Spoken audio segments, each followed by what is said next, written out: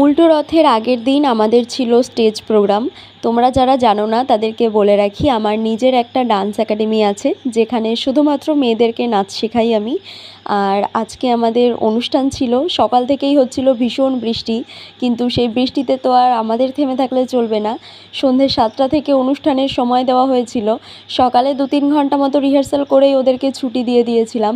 তারপরে দুপুরের পরে সবাই স্নান খাওয়া দাওয়া করে একেবারে সব ড্রেস কস্টিউম নিয়ে আবার আমরা ক্লাসে চলে আসি। তারপরে আরও 2 ঘন্টা মতো ওদেরকে রিহার্সাল করিয়েছিলাম, কারণ আমাদের শোটা আগের দিন রাতেই একদম ফাইনাল হয়। আগের দিন সন্ধ্যের সময় আমাদেরকে পুরোপুরি জানানো হয় যে পরের দিনকে আমাদের শোটা কনফার্ম হয়েছে।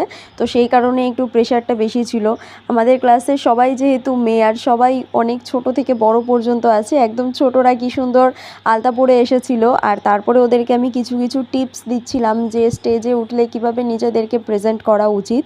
আসলে আমাকে নিজেকেও শেখানোর মতো কেউ কোনো দিন ছিল না।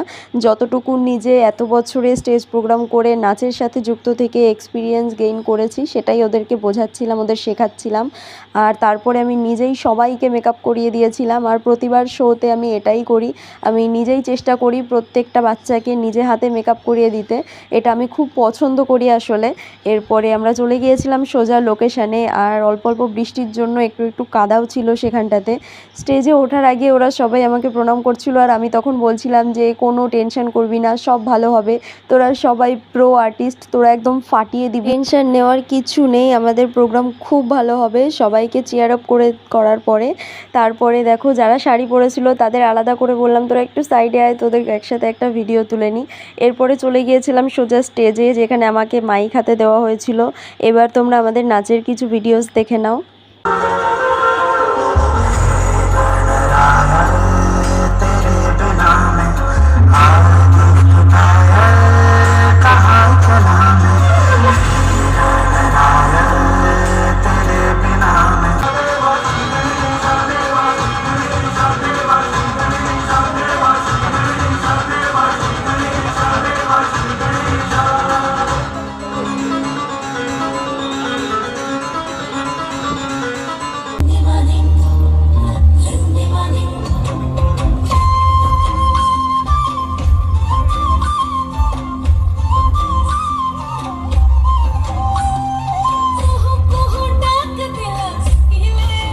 সবার আশীর্বাদ এবং ভালোবাসায় আমার উড়ান ডান্স একাডেমির বাচ্চারা আজকে খুব ভালো অনুষ্ঠান করেছে।